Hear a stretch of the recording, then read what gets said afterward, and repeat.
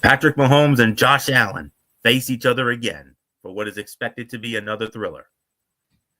The Minnesota Vikings and Detroit Lions will square off in an NFC North battle.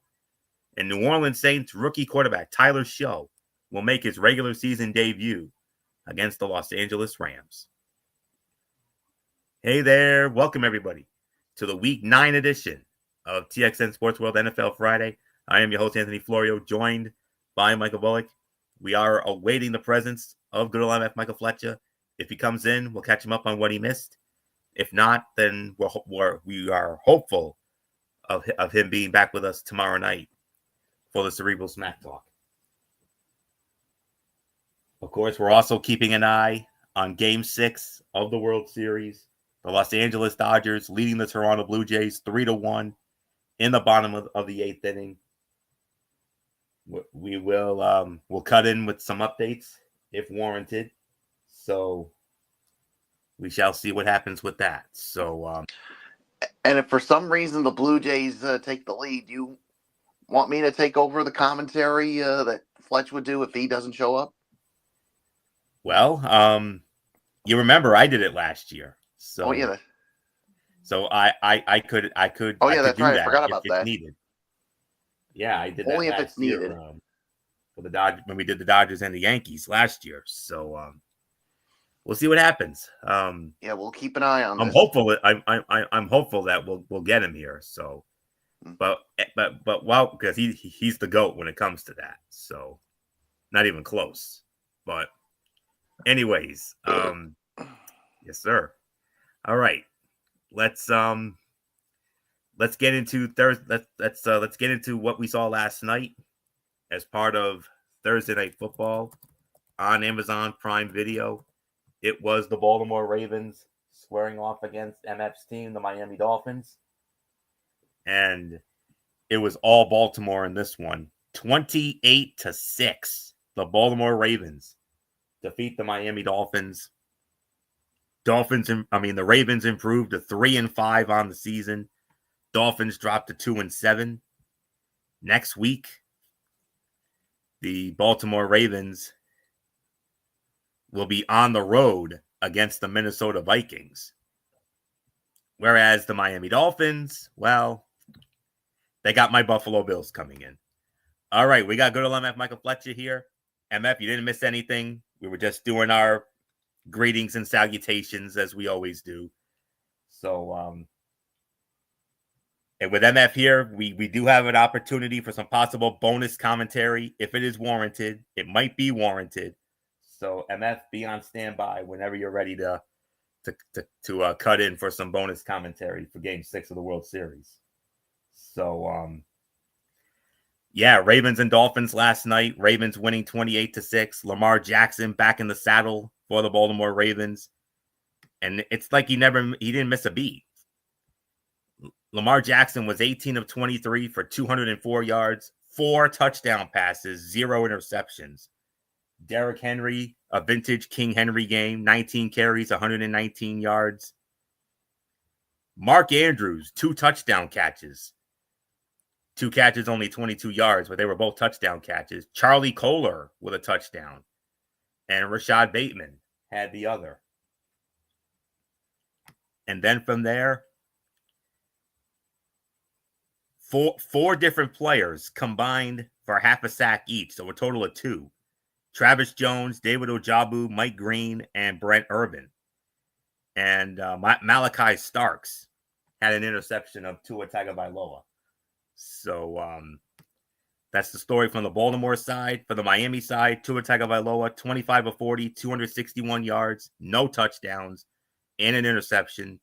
Devon Achane, 14 carries, 67 yards on the ground. Jalen Waddle, 6 catches, 82 yards to lead the receiving corps. Defense recorded a sack. Jalen Phillips and Benito Jones, they combined for 2 sacks, and that was all she wrote as the Ravens defeat the Dolphins 28-6. Miami dropping to 2-7. The Buffalo Bills coming in next week. Oh boy, that is gonna be some tough sledding for the Miami Dolphins. As for the Baltimore Ravens, they got to go to Minnesota to take on the Minnesota Vikings. So we'll keep an eye on that. So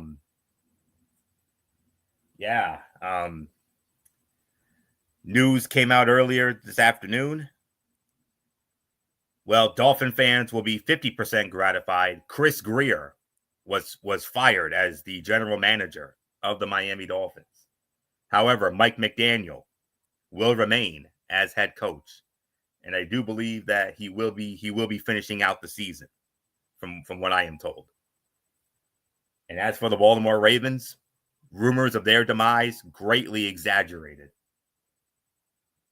They stumbled to a 1-5 start, but they've now won 2 in a row, one of which with a backup quarterback, no less. Tyler Huntley played well enough to get Baltimore past Chicago on Sunday, and then they got their franchise quarterback back, Lamar Jackson, and the Ravens are back.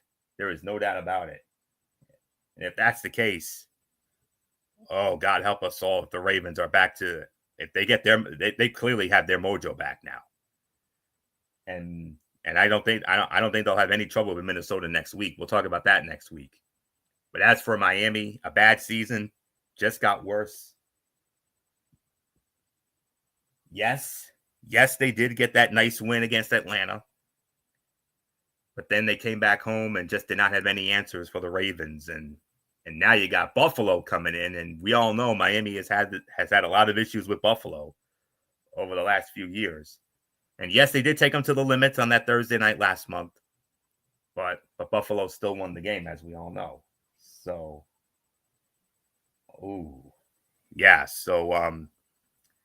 Ravens are back, no doubt about it. Dolphins, a bad season, continues to get worse. The GM is gone, but the coach remains. So Dolphin fans, I know, are 50% gratified at least. So, not much more to say. MF, come on in. I know last night that was a hard one for you, especially coming off that nice win in Atlanta. You just couldn't keep that momentum, and God forbid, man, the Ravens are back. God help us all. Yeah, it was a good win for Baltimore. I can't say anything more than that. It was just a good win for them. Miami had their moments, actually. Early on in the game, they looked really good, but they made a lot of miscues. Washington put it on the turf a couple of times. You can't do that, especially that close to the end zone. The Ravens ended up paying, and then a mistake as a false start cost Miami an opportunity. At a 4th and 1, they were forced to field goal kick, and then the kicker missed it. I mean, there was too many miscues. Miami made too many mistakes, and that kind of killed any momentum that Miami had. They had the 3-headed monster of the running back, but then Ollie Gordon was knocked out of the game due to under concussion protocol.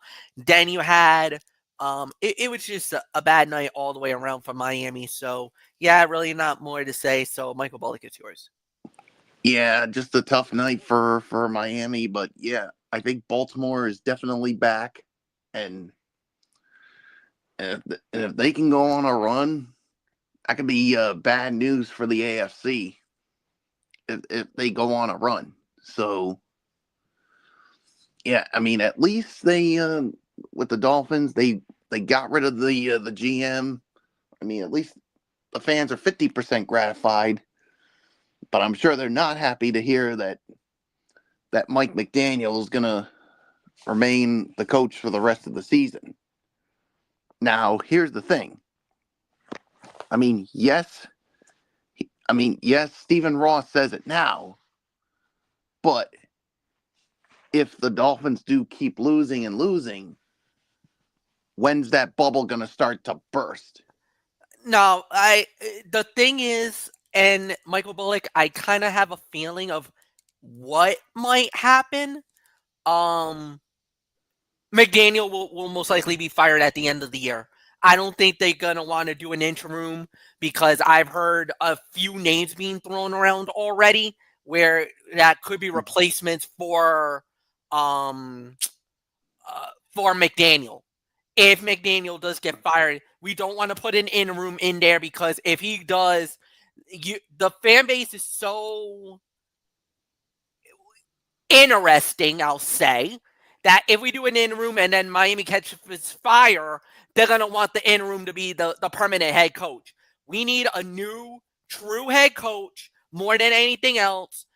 So that's why I'm saying what I'm saying. No, I think it was the right call to let him go. I know a lot of people say, no, you should have sacked them both at the same time. No. Greer was definitely one that needed to go first. I'm willing to let McDaniel finish out the season, and then we let him go, and then we go from there. So no, we're yeah. So nothing more to say. Yeah, but I mean, I think we would all be shocked, Fletch, if Stephen Ross all of a sudden in the offseason says, no, Mike McDaniel's still our guy. Now, if he does that, that's then Dolphin fan base. Yeah, then you're going to get a lot of rants from a lot of Dolphin fans. Yeah, so, and you do bring up a good point. I mean, firing him in season, then you bring in an interim, and then all of a sudden the Dolphins go on a run. Yeah, I mean, then they're going to want to make that guy the permanent coach. I'm sure they want to go outside the box and find an actual coach if they do decide to fire him. Yeah. Which I think they should once the season's done. And I've already heard some names. I already heard 2 names being popped up as possible replacements. So, yeah. So one who used to be a Super Bowl winning coach, and the other, believe it or not, maybe one of the most highly coveted and sought after college coaches in that I've been hearing that would be the perfect guy for Miami. Interesting. So we'll see. So, but yeah, it looks like Baltimore is definitely back. So yeah, there's really nothing more to say. Let's get on to the rest of week number 9. And Florio, before that, why don't you tell the fine folks who are on bye this week? The teams on bye this week are as follows: the Cleveland Browns, the New York Jets, Cleveland Browns, New York Jets, your reigning, defending, undisputed Super Bowl champion Philadelphia Eagles, and the Tampa Bay Buccaneers. You will not see them this week.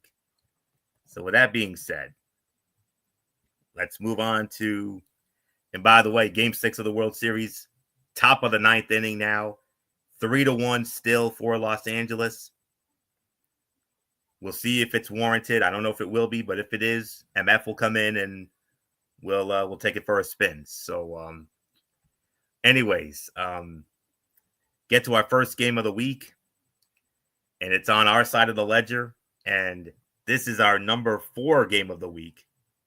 This game came in at number 4 on the week.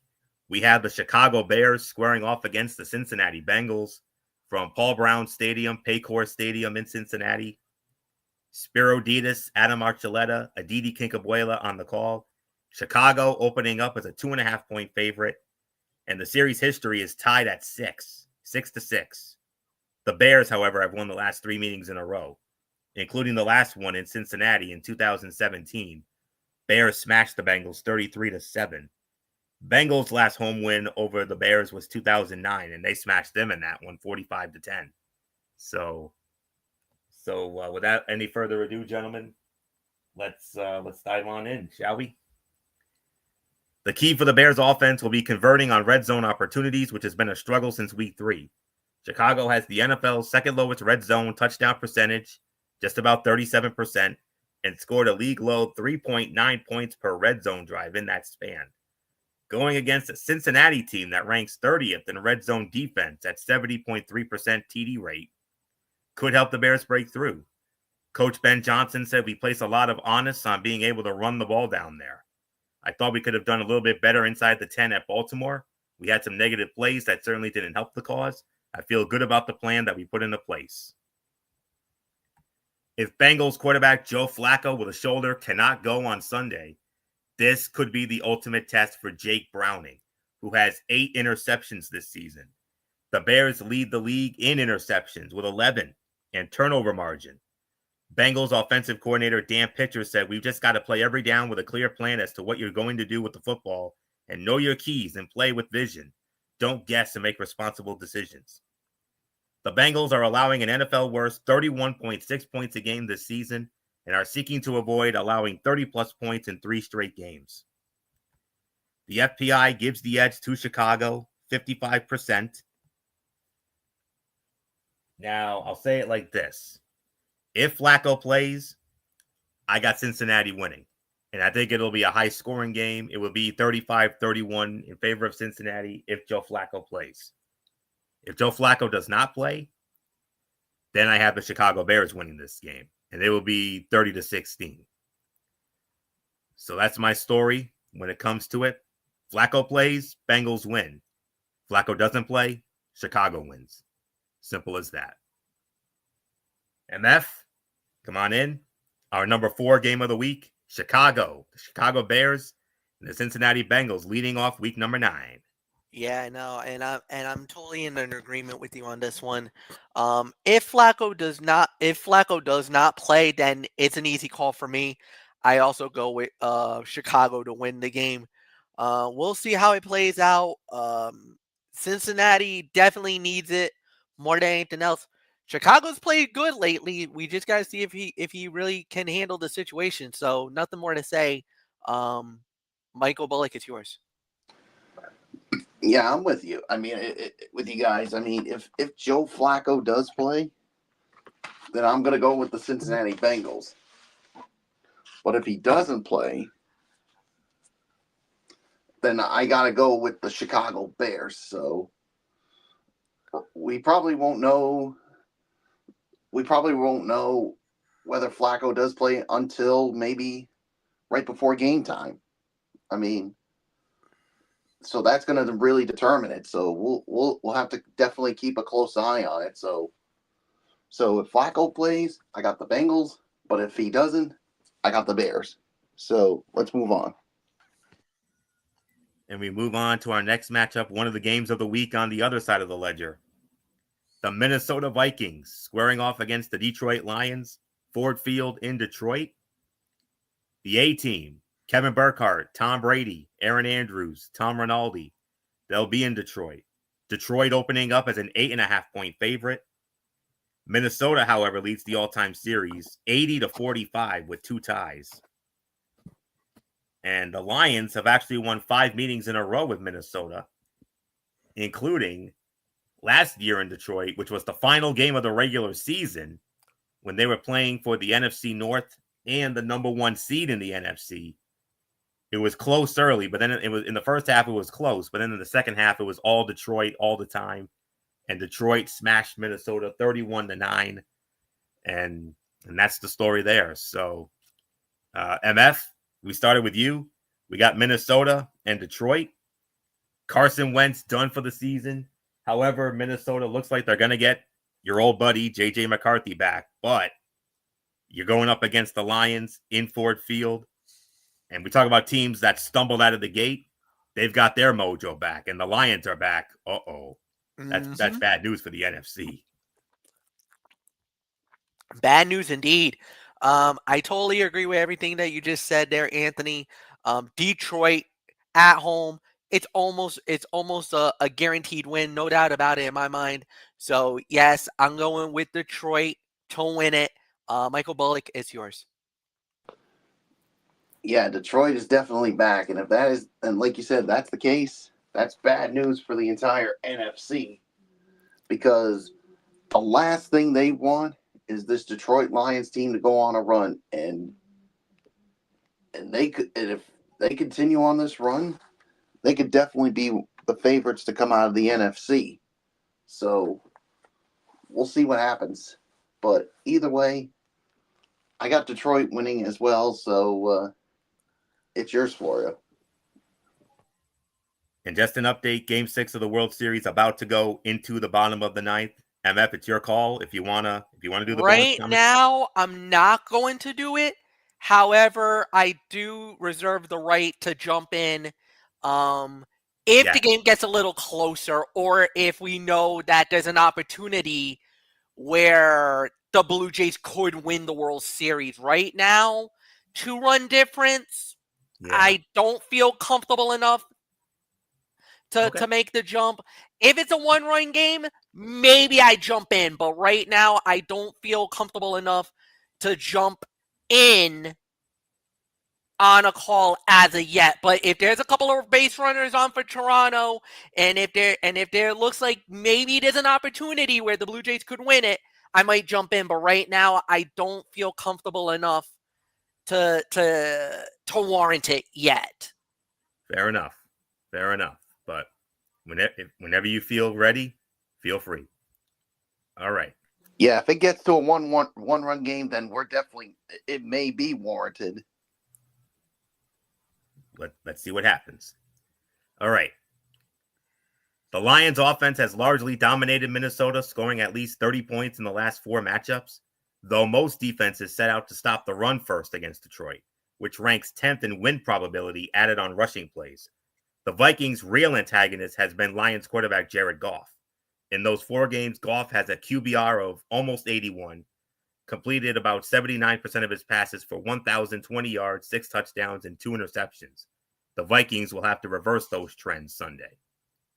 Lions edge rusher Aiden Hutchinson, who just got paid, oh, by the way, big extension for him, will face off against his college teammate, quarterback J.J. McCarthy, a matchup Hutchinson described as being exciting because of their strong relationship. Hutchinson and McCarthy played at Michigan in 2021 when they won the Big Ten championship and dreamed of reaching this point in their careers. Hutchinson said now they will compete for the first time in the NFL. And Hutchinson said, I think I texted him when he got drafted telling him I'll roll off a little bit on the end and not try to, Hutchinson said, smiling, but it's going to be fun. The Vikings are the only NFL team with multiple sacks in every game this season and an overwhelming FPI for Detroit. 75% going with the Detroit Lions to win this game, and I'm going with the Detroit Lions to win it as well. 34-17 Detroit all over Minnesota. Moving on to our next matchup. I believe we stay on the Fox side of the ledger, and this one will feature the Carolina Panthers squaring off against the Green Bay Packers, Lambeau Field in Green Bay. Adam Amin sitting in for Joe Davis. This will be the last week he will do that. Joe Davis will be back the following week. So Adam Amin will be working with Joe Davis's crew of Greg Olson and Pam Oliver at Lambeau. And Green Bay opening up as a 13.5-point favorite. Can't say I'm surprised with that spread. Series history.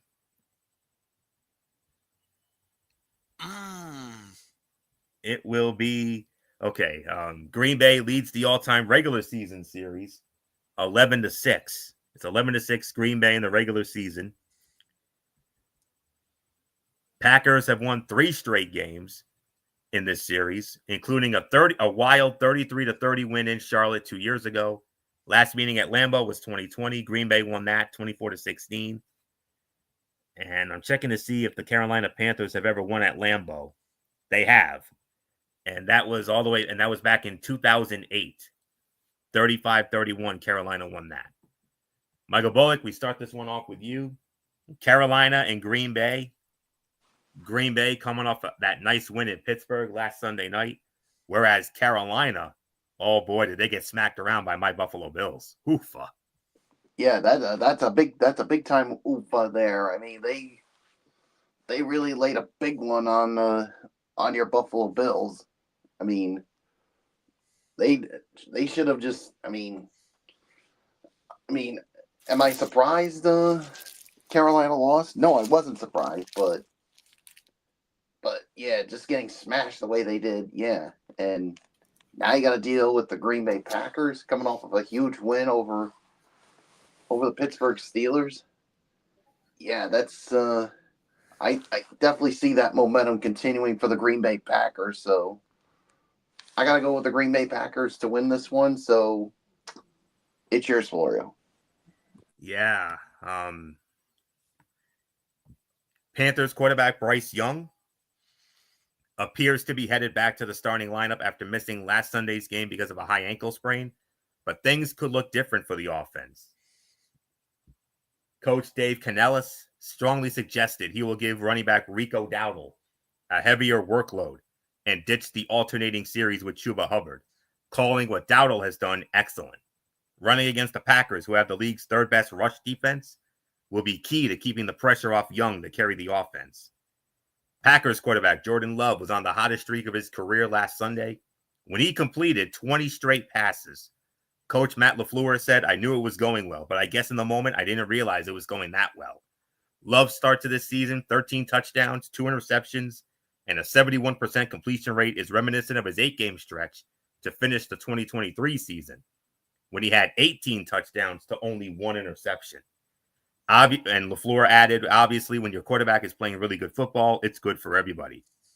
The Packers have only 4 takeaways this season, which is tied with the Baltimore Ravens for the second fewest in the NFL. Overwhelming FPI for Green Bay, 77% going with the Green Bay Packers. I'm going with the Green Bay Packers to win this one as well.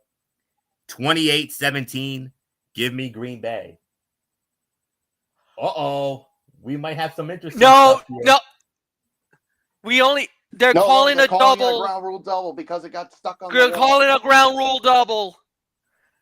So it's runners at second and third, but they could have made a play on that. I don't know why it got wedged up against the wall, but they're saying unplayable, but it looks like it wasn't.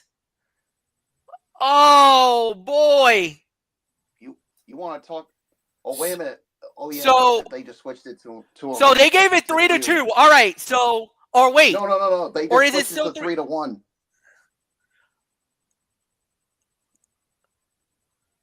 Boy, we got some. So you got runners at second and third. So runners at second and third. There are nobody out. We're jumping in now. So, okay.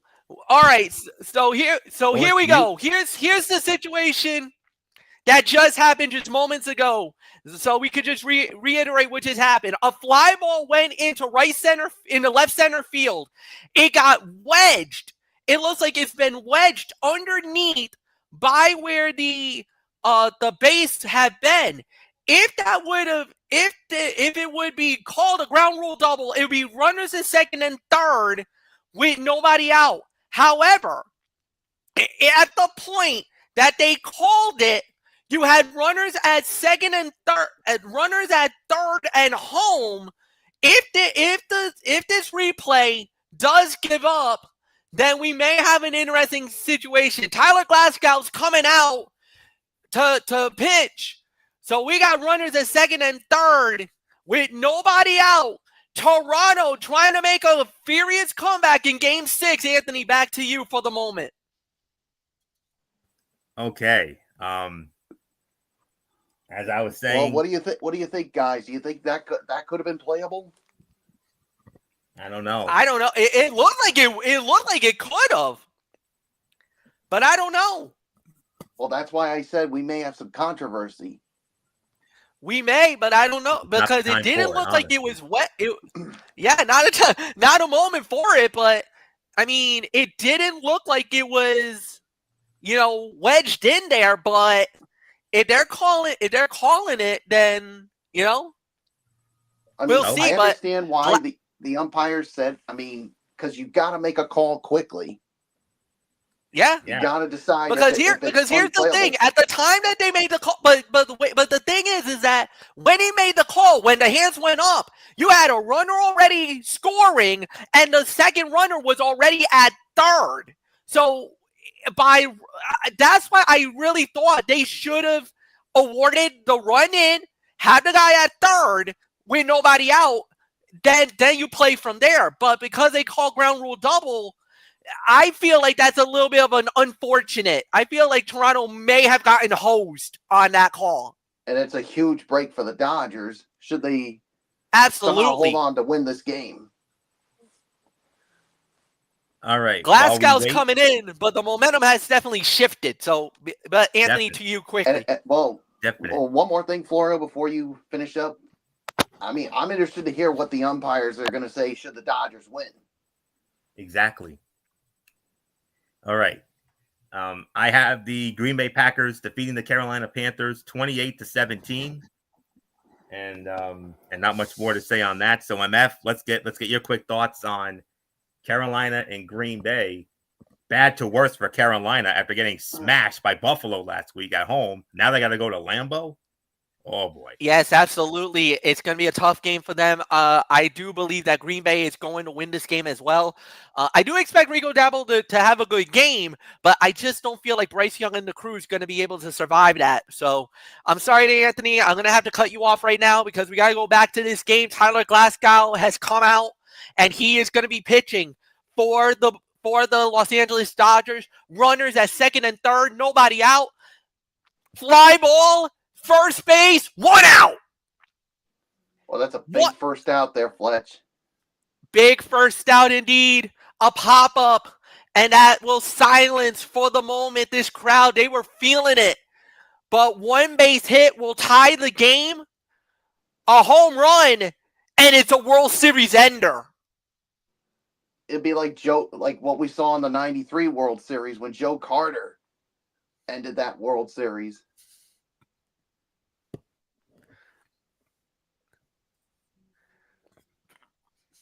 High ball 1.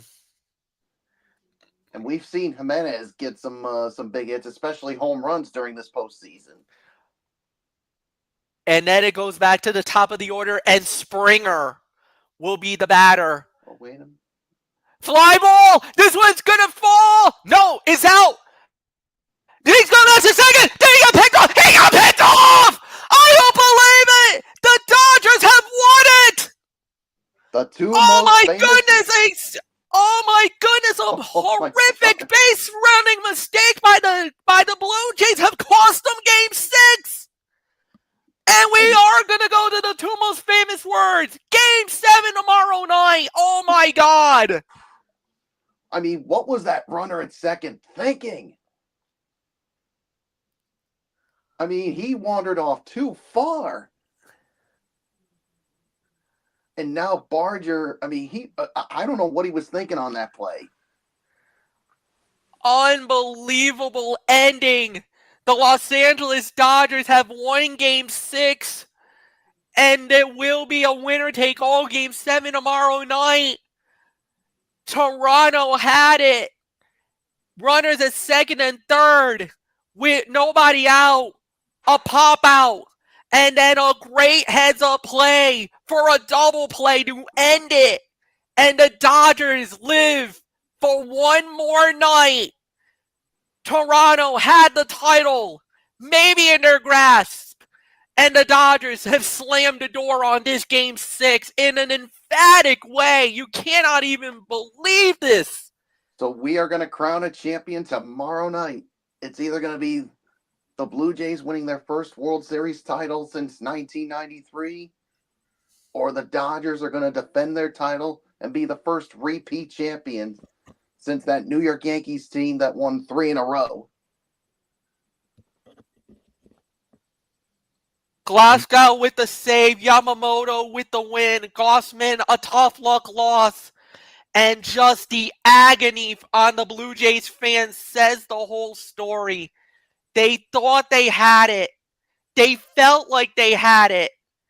And it's an unbelievable play.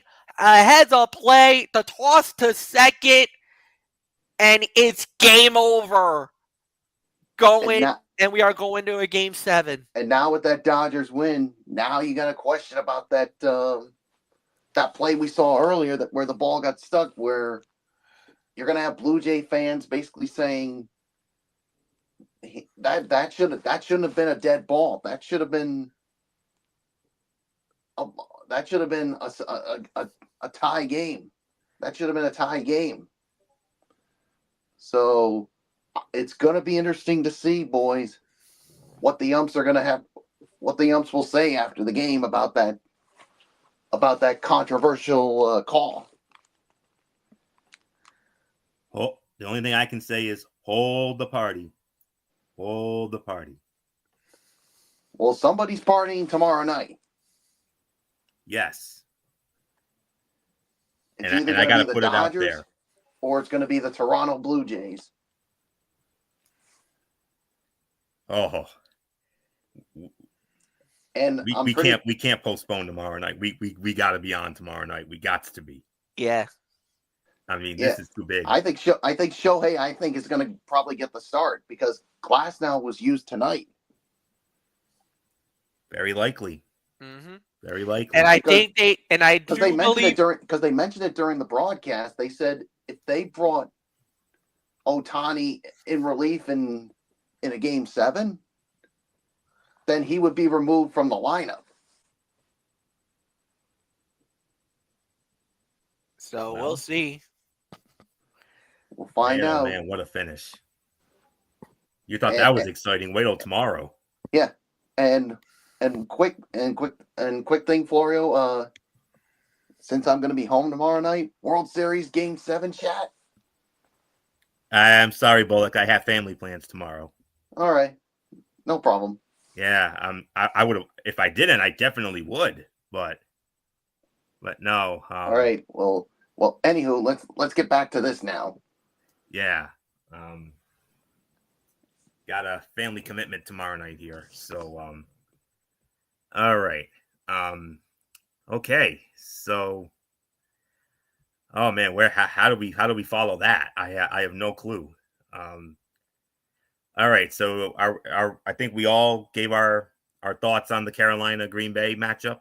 So I think we're all good on that. So I can move on to our next matchup, which is, I do believe it is the Denver Broncos squaring off against the Houston Texans, cross-flexed over to Fox.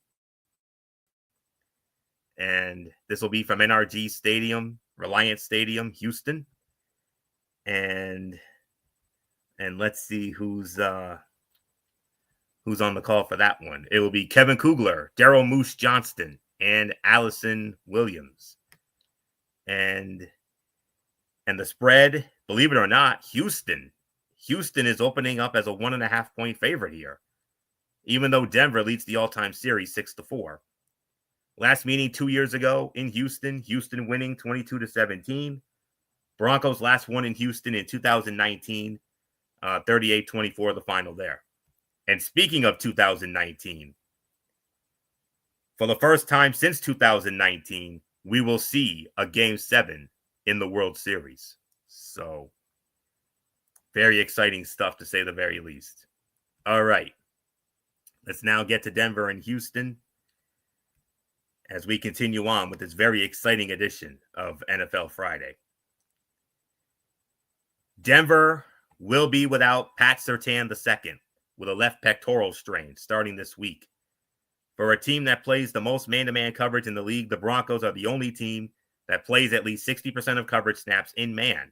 Missing the league's best coverage player is significant. The Broncos might have to pick and choose how aggressively they pursue quarterback C.J. Stroud or play more zone than they have all season.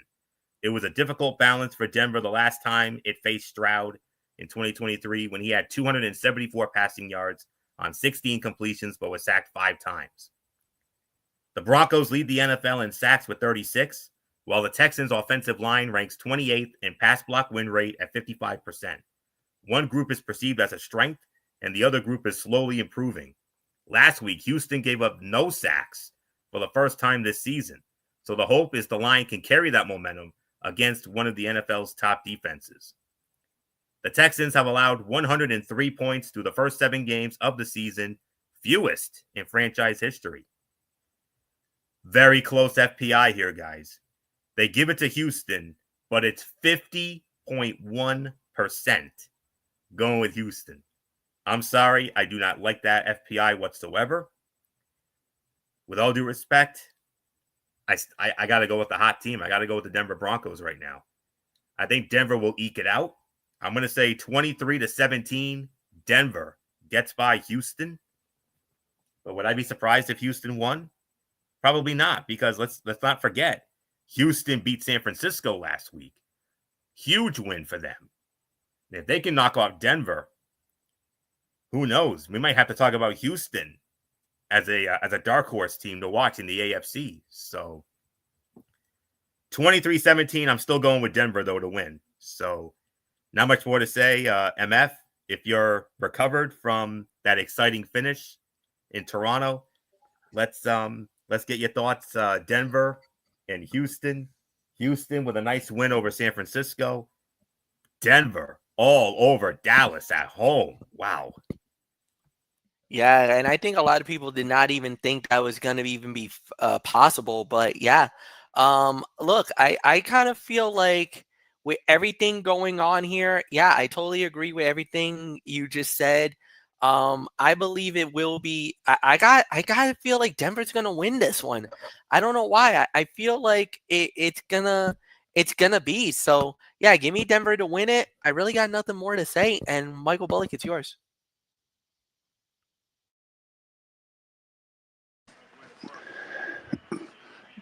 Yeah, I mean, yeah, I could definitely. Yeah, I mean, after the way Denver literally just beat the snot out of the Dallas Cowboys, I mean, that was an impressive win for them.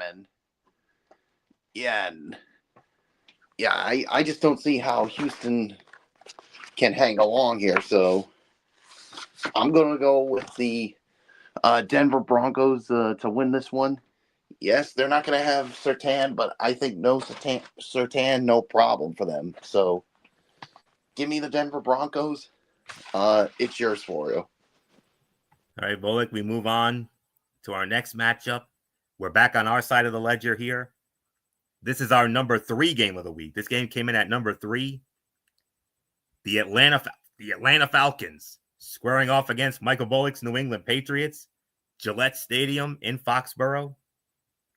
Andrew Catalon, Charles Davis, former Patriot Jason McCourty, and AJ Ross will be there. And New England opening up as a 5.5-point favorite. New England leads the all-time series regular season 9-6, including the greatest comeback in Super Bowl history in Super Bowl 51, of course, the infamous 28-3. We all know that all this time.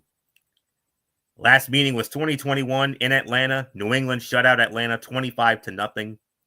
Last meeting in Foxborough, 2017, New England winning that 23-7. The Falcons have not beaten the Patriots overall and in New England since 1998, when the Falcons smashed the Patriots at Gillette at the old Foxborough Stadium, 41-10. And as you recall, that 98 Falcon team went all the way to the Super Bowl before getting smashed by the Denver Broncos in Super Bowl 33. So, not much more to say. MF, we started with you. Number 3 game of the week.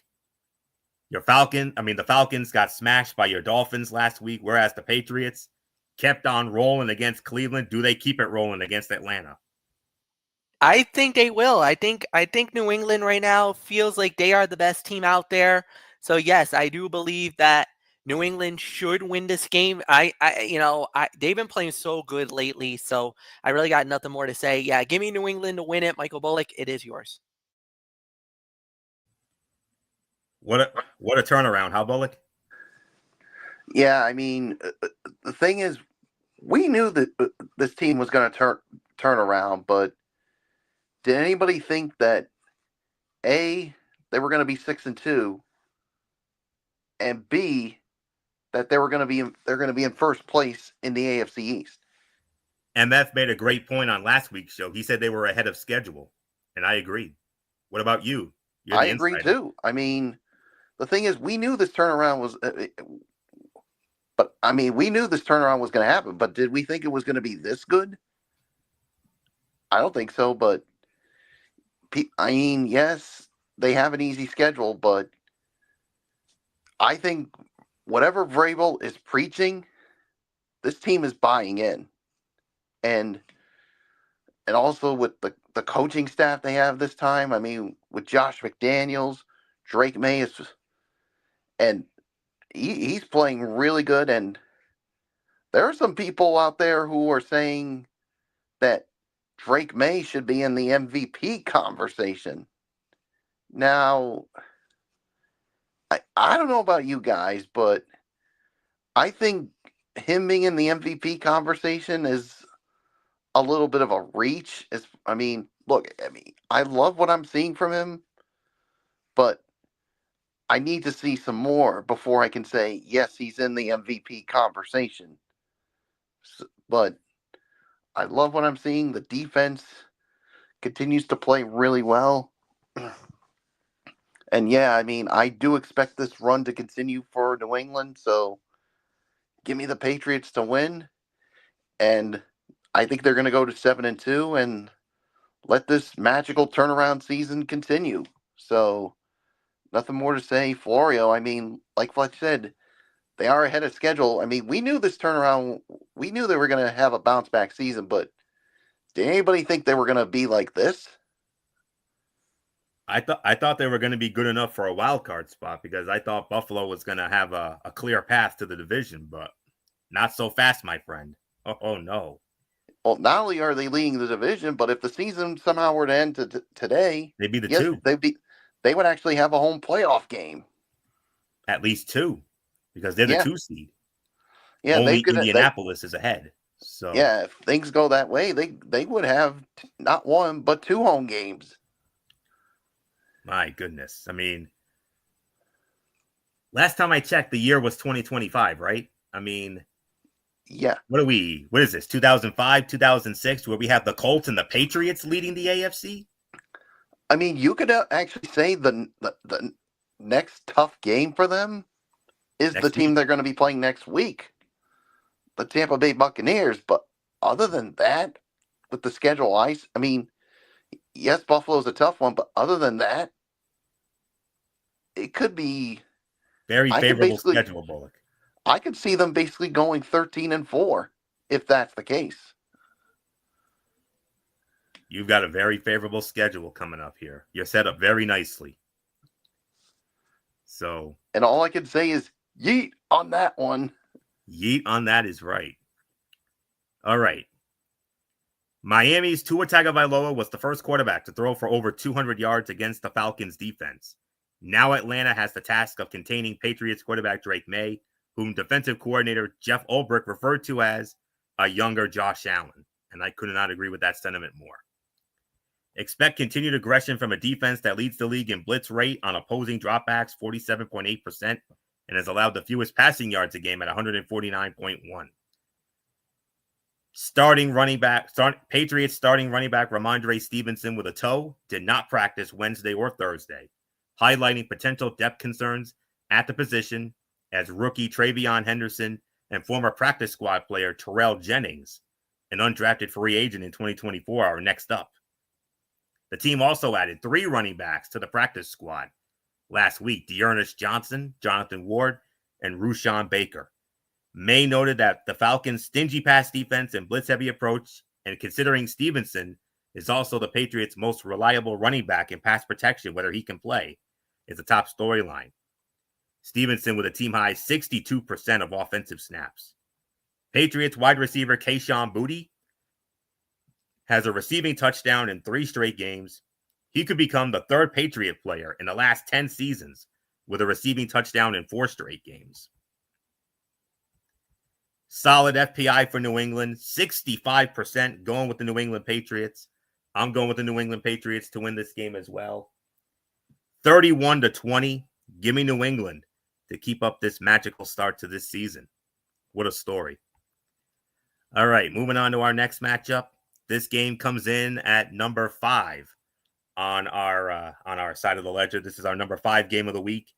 The San Francisco 49ers squaring off against the New York Giants, MetLife Stadium, East Rutherford, New Jersey, in the Meadowlands.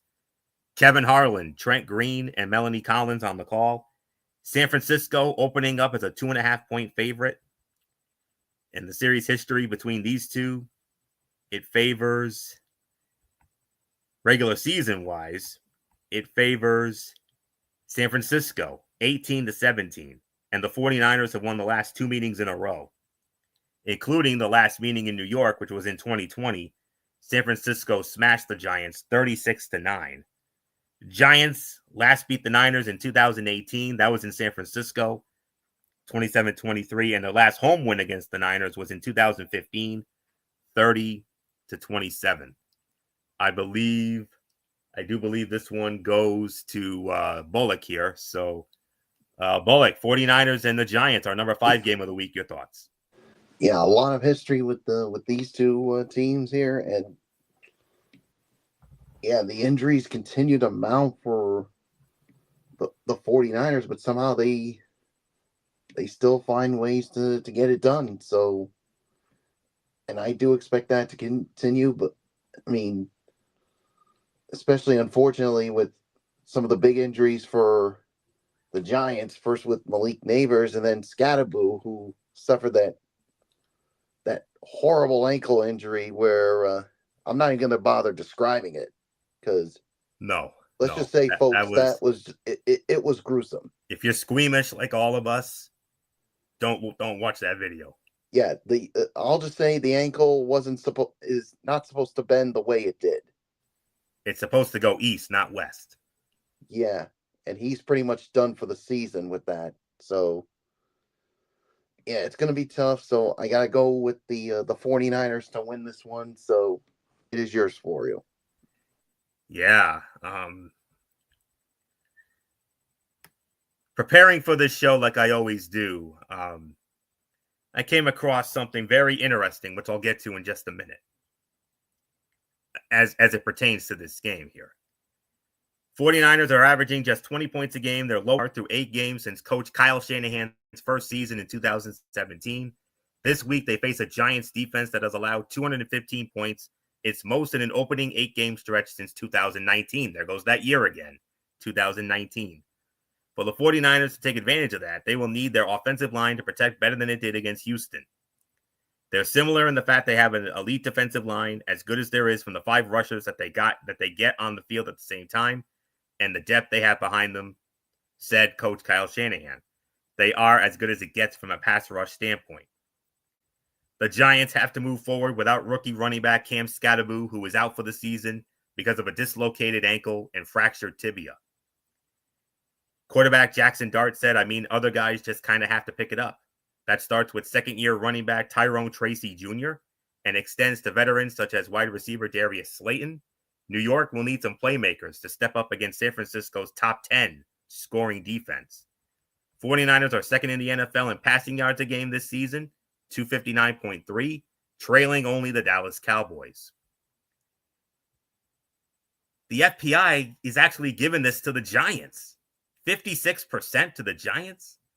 I'm sorry. They got this. This is another one that I got a question here. But no Neighbors. They lost Neighbors. Now they lose Scatterboo. But I still got to go with San Francisco to win. I'm going to go 23-21. San Francisco defeats the Giants. So not much more to say. MF, two of their two biggest weapons on offense. Neighbors, we know what happened to him. And then Cam Scatterboo, unfortunately, after that gruesome injury in Philly. Oof. Hard times for the G-men. And you would think that the G-men actually was turning around because they had Russell Wilson as the starter. They went into to do Jackson Dart. Dart gave him that jolt. It looks like everything was great for him. And then all of a sudden, boom, Scatterboo goes down. And now the Giants are back in the same mess that they were earlier in the year. You feel for New York, man. You kind of feel for the Giants because you're just like, what else can go wrong with this team? It's like there's a black cat running around in East Rutherford, New Jersey. Don't get me started with the New York Jets, but with the Giants, it's like, what the heck, man? They can't catch a break? Really? So, unfortunately, now they got the 49ers coming into town. I got the Niners winning, Anthony. Nothing more to say. It's yours. Well, we move on now to our number 2 game of the week. This game came in at number 2 on our side of the ledger. Could have been our game, MF, but we got a game that's just a bit bigger than that one, if you know what I mean. Wink, wink. So, but this is going to be a good one anyway. Our number 2 game of the week, the Indianapolis Colts squaring off against the Pittsburgh Steelers. Acrisure Stadium, formerly Heinz Field in Pittsburgh. Iron Eagle, J.J. Watt, Evan Washburn on the call for CBS. Indianapolis opening up as only a 3-point favorite. Pittsburgh, however, leads the all-time regular season series 21-8. But the Colts have won the last 2 meetings in a row, both of which were in Indianapolis each of the last 2 years. The last meeting in Pittsburgh was in 2020, and Pittsburgh won that 28-24. Colts' last win in Pittsburgh was in 2008. Final score there was 24-20. So here we go, boys, our number 2 game of the week. And what a game this is going to be. This is going to be a nice lead-in to our big one coming up. The Colts have been thriving in spite of an injury-plagued defense that is starting to show some cracks. Facing the Aaron Rodgers-led Steelers offense could be a revealing moment. Indianapolis has the league's number 1 offense and has played with sizable leads all season. And that has resulted in the defense giving up tons of yardage. The Colts rank 24th in yards allowed per game, 345, and 30th in third down defense. They have the firepower to win a potential shootout, but they'll need to make consistent defensive stops. As for the Steelers, they got torched by Packers tight end Tucker Kraft last Sunday night, and the assignment does not get easier this week as they face Colts rookie tight end Tyler Warren. Not only does Warren lead all tight ends with 492 yards, but the Steelers will be without hard-hitting safety Deshaun Elliott with a knee injury. To help fill Elliott's shoes, the Steelers traded for Patriots safety Kyle Duggar, but he might not be ready to fully take over Elliott's role on short notice. Cornerback Darius Slay said it's only but one Deshaun, and you don't want everybody to be Deshaun. You want Deshaun to be Deshaun. You want whoever playing his position to be them, so we just go out here and just compete, play together.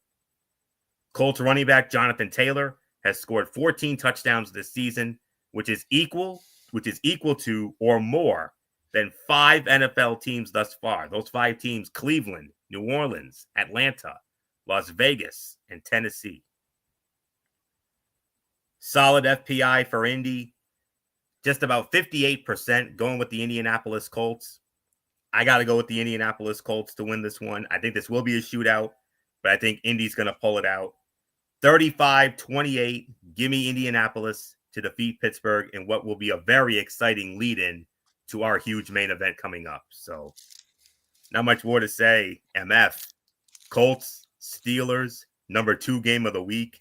Boy, we got a nice ledger on our side this week. Yeah, no, we got a good double main event here. Yes, I totally agree with you. I also like Indy. I know Pittsburgh's defense has gotten better. Aaron Rodgers has done all right. But Indianapolis has proven that they can withstand all of that and still win. So give me Indianapolis to win. Nothing more to say. Michael Bullock, it's yours. Yeah, I got to go with Indianapolis to win this one as well. I think it's definitely going to be a shootout as well. And yeah, Pittsburgh will definitely give them some fits, but I think Indianapolis will pull away. So give me the Colts. So let's move on to the next game, Florio. Our final early game, and unfortunately, it's our Zonk game of the week. The Los Angeles Chargers squaring off against the Tennessee Titans, Nissan Stadium in Nashville. Tom McCarthy, Ross Tucker, and Amanda Balionis will be on the call. Chargers opening up as a 9.5-point favorite.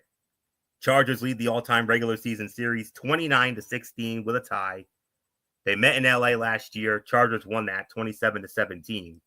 However, it was the Titans who won their last meeting in Nashville in 2023, 27-24 in overtime.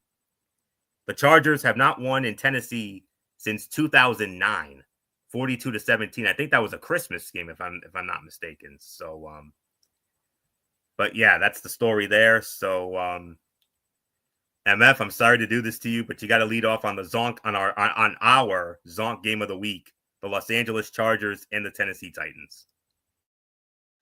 This is an easy game for the Chargers to win. If this is going to be pretty easy for me to call. So give me the Chargers to win this one. Nothing more to add. And Michael Bullock, it's yours. Yeah, I gotta go with the I gotta go with the Chargers as well. So nothing more to say. It's yours, Florio. Yeah. Bear with me for a moment as it's very far down here. Okay. Sunday will be somewhat of a revenge game for many in the Chargers locker room, as 7 players spent time in Tennessee. That group includes cornerstones of their defense, defensive tackle T.R. Tart and safety Elijah Molden. There's also edge rusher Bud Dupree, who signed a 5-year, $85 million deal with the Titans in 2021. Molden, who was traded for a 7th-round pick after training camp last season, said he doesn't have added motivation playing the Titans. The move was great for me, so it's almost like thank you, he said while laughing. The Titans secondary, specifically cornerback, has been stripped down due to trading starters Jarvis Brownlee Jr. last month and Roger McCreary earlier this week. In addition, in addition to placing L'Jarius Sneed with a quad on injured reserve, defensive coordinator Jannard Wilson will have his hands full going against Chargers quarterback Justin Herbert, the NFL passing yards leader at 2,140. The Titans are seeking to avoid losing 4 straight games by double digits for the first time since the franchise relocated to Tennessee ahead of the 1997 season. Overwhelming FPI for the Chargers, 74% going with the Los Angeles Chargers. I'm going with the Los Angeles Chargers as well. 33-17, the Chargers all over the Titans. And with that, we move on to the late games. We got 3 of them.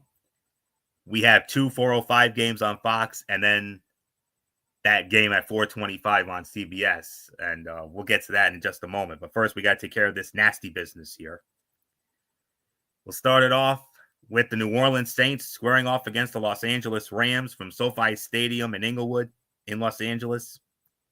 Kenny Albert, Jonathan Vilma, Megan O'Leary, they will be on the call. And the Rams opening up as a 14-point favorite in this one, guys. And the series history between these two former divisional rivals. The Rams lead the regular season series 44-34. Rams have won 2 straight, including a 21-14 win in the Superdome last year. They met in LA the previous year in 23. Rams won that 30-22. Saints last beat the Rams in 2022. That was in New Orleans. The last time they won at the Rams was in 2009, but that was when they were in St. Louis. They haven't won in Los Angeles since 1994. The last year of the Los Angeles Rams before they moved to St. Louis. So I believe this one goes to Michael Bullock. So Bullock, the Saints and the Rams leading off the late window. Yeah, and with that spread that you just said there, yeah, I think this is going to be an easy day for the Rams. So give me the LA Rams to win this, so it's yours for you. Yeah. Saints rookie quarterback Tyler Show will make his first start of the season. Coach Kellen Moore said he did not want to flip-flop quarterbacks and expects Show to be the quarterback for the rest of the season. Spencer Rattler, who was benched midway through last Sunday's game, will be the backup. For the Rams, they have had back-to-back games with 4 or more sacks. According to ESPN research, another such game would tie their longest streak with 4 or more sacks since Sean McVay took over as head coach in 2017. McVay pointed to the group's efficiency on early downs. That's one of the best defenses that I've ever been around or gone against, he said. Saints running back Alvin Kamara had a season-low 21 rushing yards against Tampa Bay last week. He has failed to reach 40 rushing yards in each of his last 4 games, tied for the longest streak of his career, his rookie season in 2017. I think this is the biggest FPI we've had all season here, guys. 86% going with the Los Angeles Rams to win this game. I'm going with the Los Angeles Rams to win this game. 29-10. The Rams all over the Saints. MF. Yes, agreed. Rams should win this one going away. The Saints, unfortunately, have not been good this year. They've had a couple of bright spot moments, but the Rams should win this one. They're just a cut above the rest, as we would normally say. Nothing more to say. Anthony, next game. One more before the big one, guys. The other 405 game on Fox. This is another cross flex for Fox. Yeah, you can gladly take this one. The Jacksonville Jaguars squaring off against the Las Vegas Raiders, Allegiant Stadium in Las Vegas. Chris Myers, Mark Schlereth, Christina Pink on the call. Jacksonville opening up as a 2.5-point favorite. Jacksonville leads the all-time series 6-5. Raiders, however, won the last meeting last year in Las Vegas, 19-14. Jacksonville last won at the Raiders. There goes that year again, 2019. That year's come up a lot tonight. 20-16. Now, that was in Oakland when they were the Oakland Raiders before they moved to Vegas. So with that, let's get into the Jags and the Raiders. To snap a 2-game losing streak, Jaguars coach Liam Cohen stressed the importance of being balanced offensively. The Jaguars threw 90 passes and ran it 38 times combined in losses to Seattle and the LA Rams, a significantly higher pass-run split than the first 5 games, when they averaged 37 passes and 28 runs. Cohen said earlier in the week, I need to call more runs. What also would help is the Jaguars cutting down on penalties to avoid getting behind the sticks. They lead the league with 48 offensive penalties and 37 accepted offensive penalties. Las Vegas Raiders coach Pete Carroll is a big fan of Jaguars wide receiver / cornerback Travis Hunter. On Wednesday, Carroll called Hunter a savvy football player who was aggressive in coverage. Even though Carroll knew the Raiders didn't think Hunter would fall to the number 6 pick, he was impressed by the Heisman Trophy winner during the interview process. Carroll said, I would have loved to have had the chance to play Hunter both ways. That's what we talked about in the interview, and he was right on. He was right on it as far as the mentality that it would take to do something like that. The Raiders have been held to fewer than 30 points in 27 consecutive games, longest active streak in the NFL and third longest streak in franchise history. The spread goes with, the FPI goes with Jacksonville, 55% going with Jacksonville. I'm going with Jacksonville to win. 27-21, I'm going with Jacksonville over Vegas. Even though Travis Hunt, they did put Travis Hunter on the IR, which means he's out for at least the next 4. That's a big blow for Jacksonville, but I do believe Jacksonville should win this game, though. 27-21, give me Jacksonville to win. So MF, Jacksonville's got to move on. Without Travis Hunter, he's on the IR for the next 4 at least. Yeah, I'm in a total agreement here. I'm going with Jacksonville as well. It's not going to be the most amazing game, but it's going to be good enough for me. So yeah, give me Jacksonville to win it. Michael Bullock, it's yours.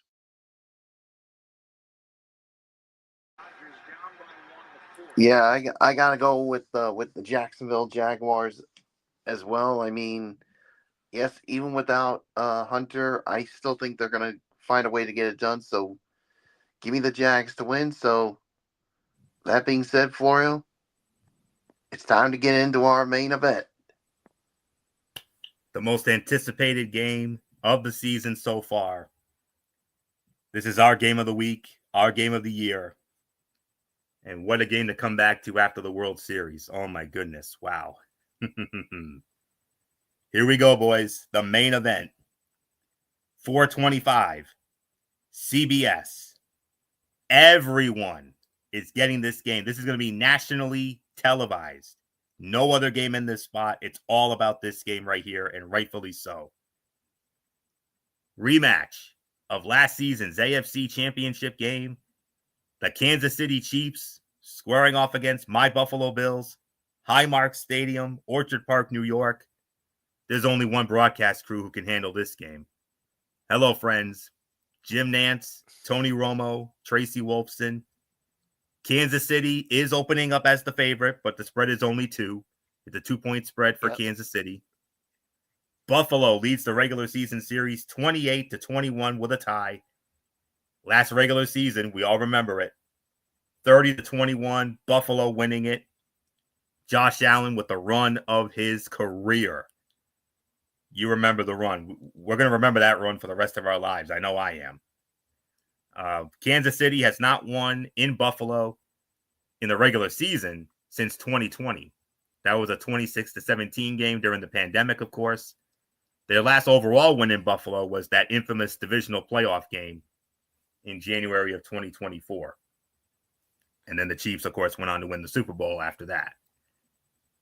Oh my, here we go. So nothing more to say. MF, as we always say in the immortal words of Jesse the Body Ventura, this is truly what the words main event were meant for, because this right here, this is the main event. It don't get no bigger. The Phil Simms to my Jim Nance, there's nothing more to say except now more than ever, do that thing I like. Hello, friends. Yes, indeed. This is the big one. Going into this, a lot of people were wondering about, Kansas City and Buffalo. Kansas City, making the Super Bowl last year. A lot of people thought they were still the class of the AFC. Everybody was looking at Buffalo as the heir apparent, that this would finally be their year, that they're finally going to break through, maybe make it to the Super Bowl, maybe even win it for the first time in their franchise history. And then Kansas City stumbled, fell out of the blocks, lost in Brazil earlier in the year. And then everybody was wondering, oh, this is looking like, Kansas City's not looking good. Maybe this truly is Buffalo's year. They could turn this around. This could be perfect for Buffalo. Finally, Buffalo gets a break. Kansas City's not playing great. Baltimore's not playing great. All this stuff. And Buffalo was playing good, but they weren't playing like the Super Bowl caliber team.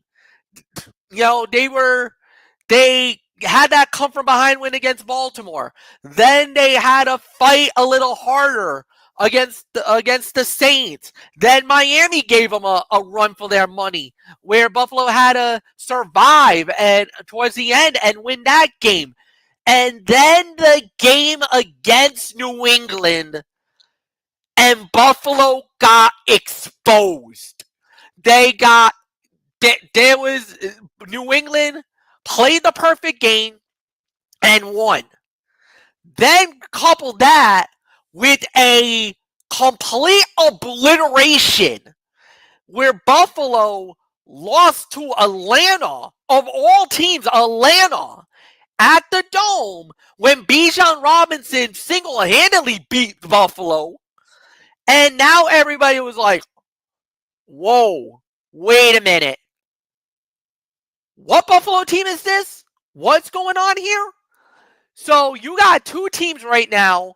It looks like they found their identity, and now they go at each other on Sunday.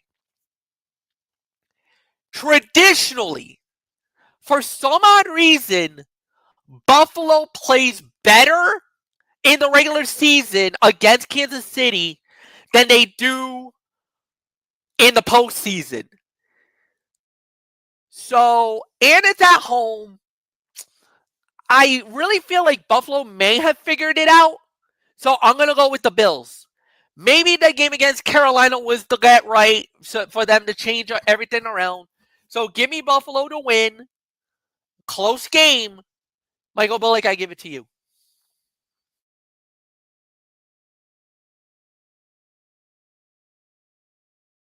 Yeah, this is a game that it could go either way. And yeah,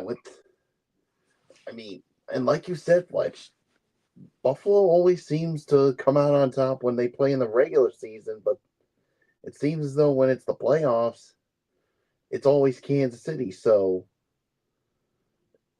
yeah, Buffalo last week, they had that get right game. Yeah, so man, I think this is a game could go either way. I mean, Kansas City is starting to find their rhythm again, especially with getting some of their guys back from injury. So this is tough. I mean, but I think because it's in Buffalo, and Buffalo always seems to play Kansas City hard. I gotta go with Buffalo in this one. I mean, I think they'll. I mean, Kansas City will give them fits, but I think Buffalo will pull it out at the end. But I'm gonna go with Buffalo to win. But I would not at all be surprised if Kansas City were to go in and steal one from them. So it's yours, Florio. One reason many of the Chiefs many of the Chiefs players love their rivalry with the Bills is how both fan bases support their team and hate the other team. Chiefs quarterback Patrick Mahomes said of Bills fans, they do not like the Chiefs. It is a cool environment. I love playing in historic stadiums, and that stadium has had so many great players play in it. And Sunday's game could be the Chiefs' last appearance in Highmark Stadium, barring a playoff game coming there. Mahomes hopes Kansas City can pull together for its first win in Buffalo since 2020. Though the Bills' offense has reigning MVP Josh Allen and running back James Cook is off to an explosive start, questions linger about the recent struggles of the outside passing game. The defense is also dealing with injuries and will have to keep pace with the Chiefs' offense that has gotten hot after Rashee Rice's return. Josh Allen said anytime you're playing against a good team and a good quarterback, you have to get to play at the top of your game in order to win a football game. So not that you don't go out there and try to play your best all the time. There is a heightened sense of awareness to that, of understanding who's on the other side of the football. This is the 10th matchup between Patrick Mahomes and Josh Allen, including the playoffs. Since 1950, no quarterbacks under 30 have faced off more from different divisions than these two. Yes, the FPI is giving it to Kansas City, 58%. With all due respect, I think that's a little high, if I'm being honest with you. And I understand. Kansas City's got their mojo back. I mean, after that 0-2 start, losing to the Chargers in Brazil, and then losing at home in that Super Bowl rematch against Philadelphia. And honestly, we thought after that stunning loss to Jacksonville a few Mondays ago, we thought, uh-oh. But then since then, they've gotten it right. They've gotten back to their style of play. They played at they got their mojo back, and their chances of winning in Buffalo definitely are high. Yes, I will openly and honestly admit that. There are certain games I circle on my calendar in blood red. There's USC and Notre Dame. And of course, when it comes to the NFL, this is the game right here. This is the circle in blood red game right here. You guys know how much this rivalry means to me. You know how important this rivalry is to me. You know how seriously I take this rivalry. And the trends are as MF and Bullock said, regular season wise, Buffalo usually wins. And am I happy about that? Absolutely. I just wish that success would carry over into the postseason, however. Kansas City has been our kryptonite in the playoffs. They're the reasons why Buffalo has not been able to get over that hump. Last year, AFC Championship game, if it wasn't for those two god-awful calls that went against Buffalo, we're talking about Buffalo going to the Super Bowl, guys. We're talking about Buffalo going up against Philly in that Super Bowl. And I guarantee you, if it had been Buffalo and Philly in that Super Bowl, it would not have been a rout.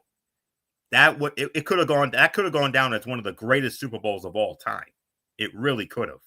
It could have gone literally down to the wire, maybe even OT, for goodness sakes. That's how good both of those teams are.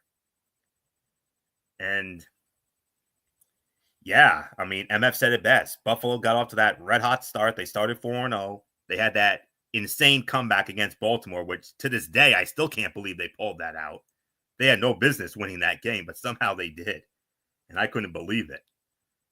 And then they had no trouble with the Jets whatsoever. And then Miami and New Orleans gave them a scare. Yes, but Buffalo did find a way to win both of those games somehow. And then New England came in, and oh boy, they punched us in the mouth and then some.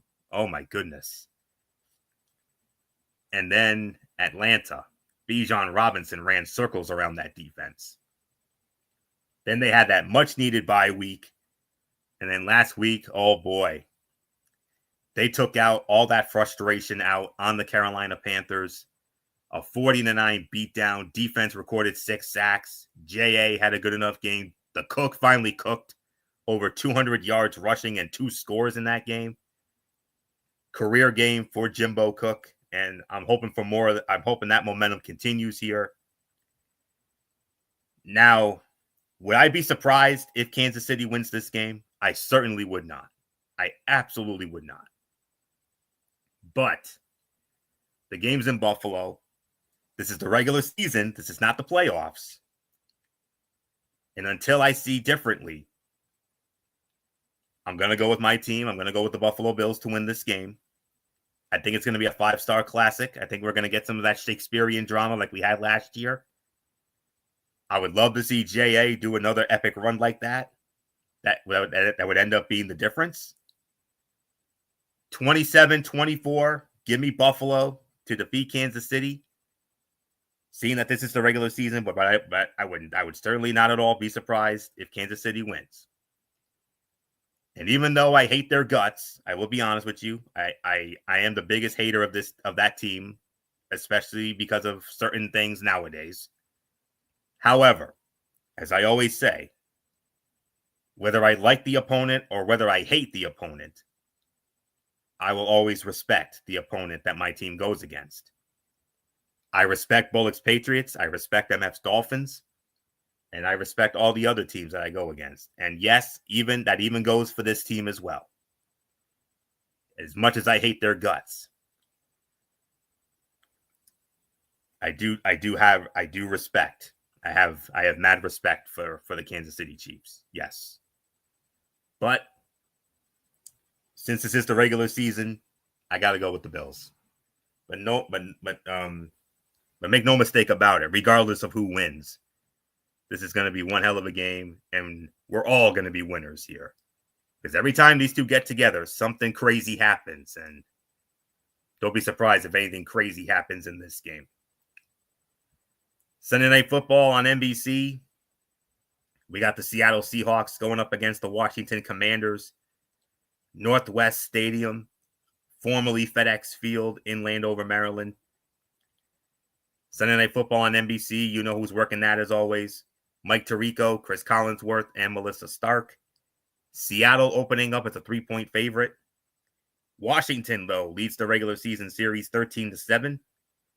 They met 2 years ago in Seattle. Seattle winning 29-26. 2021, they met in Washington. Commanders won that 17-15. Seattle last won in Washington in 2020. That was a 20-15 final. I believe this one goes to Bullock. So, Michael Bullock, Seattle and Washington. Sunday Night Football, as we get into the primetime games now. Yeah, I mean, things haven't been going well for Washington. While it's a different story with Seattle here, so it's a tough one here. I mean, and the thing is, I mean, I think Terry McLaurin isn't playing. Am I correct on that? What was that, Bullock? Is Terry McLaurin not playing, or is he questionable? I'll get back to you on that. Go ahead. Yeah. Yeah, I'm interested to hear about that. I mean, it couldn't, and also with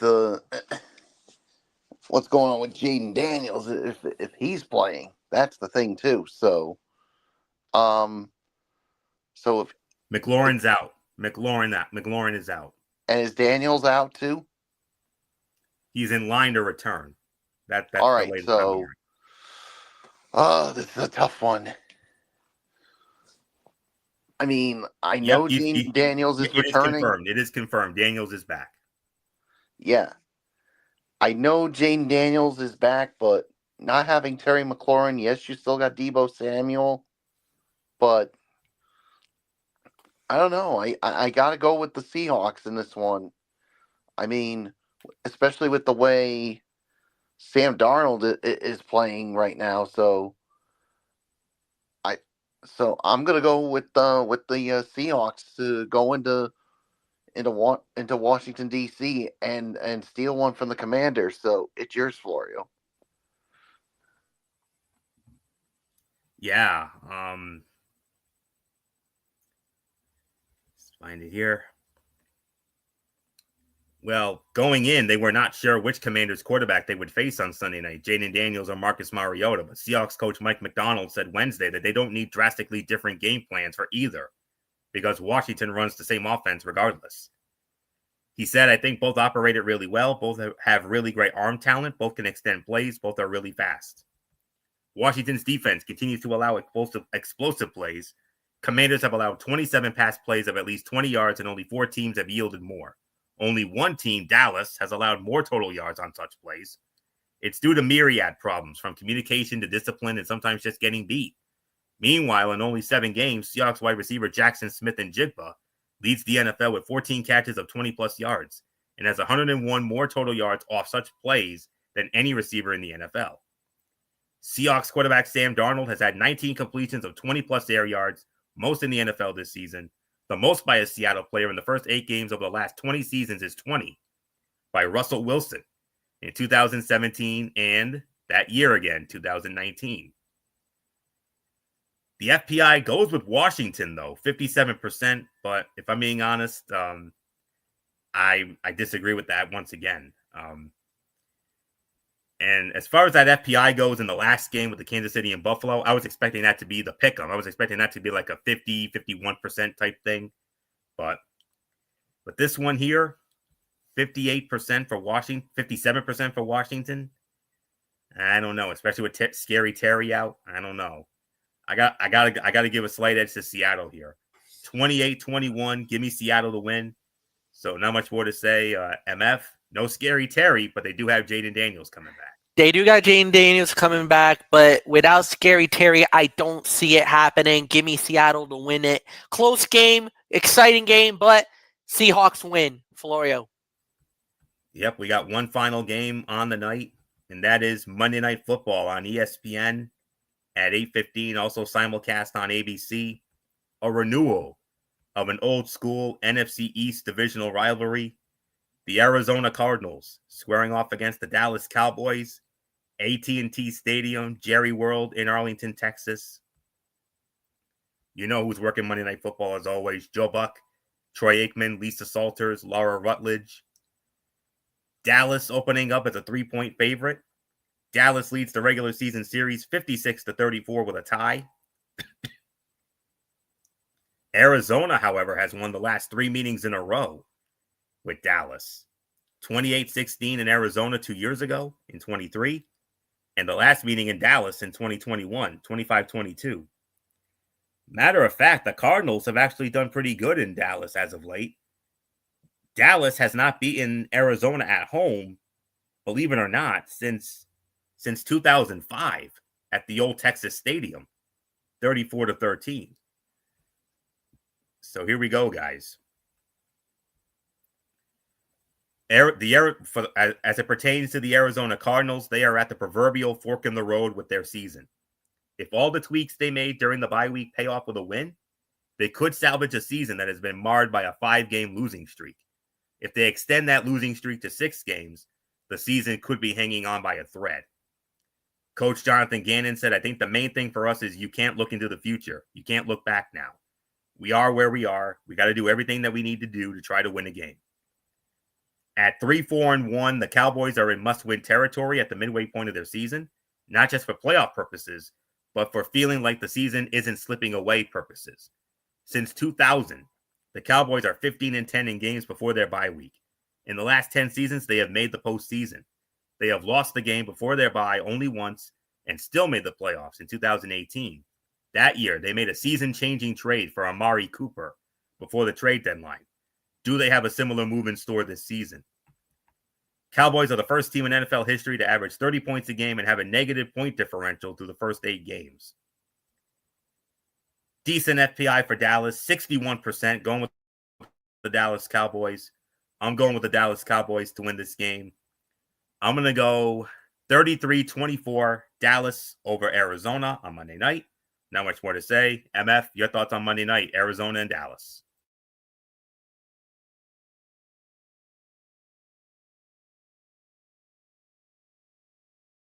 MF? I got the Monday night game, I gotta say, man, look, going into this, you kind of wonder what we're gonna get, but I feel like it's Dallas, man. Look, Arizona, we had so much high hopes for Arizona, Anthony. Remember during our preview how a lot of us thought they were a playoff team. Some people thought maybe they have an outside shot at the division, Yeah. and everything just fell apart. Like, if you want to talk about disappointing teams, yes, you can talk about the Miami Dolphins, but this one's one of the biggest disappointments for me. Dallas wins, nothing more to say. Bullock, it's yours. Take us home, Bullock. Yeah, without a doubt, I got to go with Dallas as well. I mean, yeah, you pretty much said it. So Florio, that's gonna do it, and set up the future content for the for the upcoming shows. As I stated before, with the importance of tomorrow night, there's no way we cannot do a show. We have to do a show tomorrow night. We got to be on the air. And we will be. I would imagine 10:30 MF, somewhere around that neighborhood, I'm sure. Because we got the Cerebral Smack Talk. MF will have it. Braves Fan 95. Friday night SmackDown and Saturday night's main event. We're going to get into both of those. And expect a lot of bonus commentary for we have Game 7 of the World Series. The Dodgers and the Blue Jays, winner take all tomorrow night. The winner gets the title. And boy, oh boy, what a game that's going to be. It's officially the final game of the 2025 Major League Baseball season. It started outside the United States, and it's going to end outside the United States. How about that? Let's not forget, it started in Tokyo, Japan. And it started in Tokyo, and it's going to end in Toronto, Ontario, Canada tomorrow night, regardless of who wins. And then from there, we will have Tuesday night. We will have Ridiculously Raw. And we'll have Raw. We'll have NXT. And we will have a preview of Thursday Night Football coming up. This one, it's another dud. We got the Las Vegas Raiders against the Denver Broncos. Another game there, but we'll get into it anyway. Then Thursday night, we have College Football Thursday, Week 11 edition. Coming off of the release of the first college football playoff rankings. It's already playoff ranking time? Man, where did this season go? I don't know. But we're going to have that on Thursday. And then 1 week from tonight, Week 10 of NFL Friday, we'll recap the Raiders and the Broncos. Notable games next week, the return of the International Series from Berlin, Germany. The Atlanta Falcons squaring off against the Indianapolis Colts. We'll also have the Jacksonville Jaguars against the Houston Texans. Of course, for Buddy Bowl purposes, the Buffalo Bills against the Miami Dolphins. The Baltimore Ravens against the Minnesota Vikings. Another interesting matchup. Our game of the week next week, I don't think there's any doubt about this one. The New England Patriots and the Tampa Bay Buccaneers. That's going to be a good one there. And then we'll also have the Los Angeles Rams against the San Francisco 49ers. A rematch of last season's NFC divisional playoff, the Detroit Lions and the Washington Commanders. We also have the Pittsburgh Steelers against the Los Angeles Chargers on Sunday Night Football. And then Monday Night Football, the Philadelphia Eagles and the Green Bay Packers at Lambeau. Oh, there's your NFC game of the week. It's also, yes, there's the cross flex option, but I'm really feeling that New England Tampa game. I wouldn't be surprised if that ends up being our game next week, MF. But we'll get into all of that next week. And that's it. So until tomorrow night, for a huge Cerebral Smack Talk with SmackDown, Saturday night's main event, and Game 7 of the World Series bonus commentary when warranted. This is Anthony Florio here for good old MF Michael Fletcher, for Michael Bullock, and in spirit, the First Lady, the First Lady of our shows, the one and only Dee Dee Woodson. You know the routine, everybody. Thumbs up. Talk to you later. Yeah. Throw it up Fortune 4 style. Bye for now, my friends. God bless. Be good to each other. Have a blessed Saturday. And until tomorrow night for that huge Cerebral Smack Talk show, you've been watching the Week 9 edition of TXN Sports World NFL Friday. right here on the Tone 25 on YouTube and StreamYard.com. For everybody who has been a part of this one, for now, Anthony Florio, so long, and bye, everybody, bye.